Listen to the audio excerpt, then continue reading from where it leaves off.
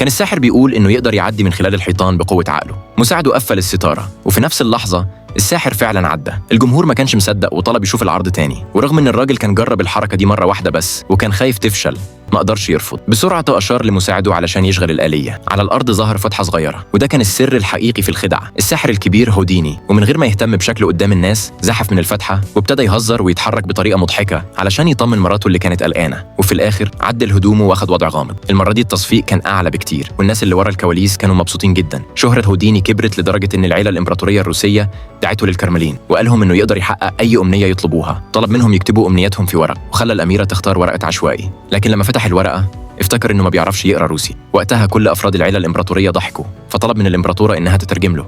لكن الإمبراطورة قالت إن الأمنية دي مستحيلة. بس هوديني وكأن مفيش حاجة حصلت فتح الشباك، طلع منديل دخل جواه قماشة وحولها لحبل، وطلب من الأميرة تساعده تشد الحبل. وفي اللحظة اللي بعدها صوت الجرس دوى في الكرملين كله. العيلة كلها اتصدمت.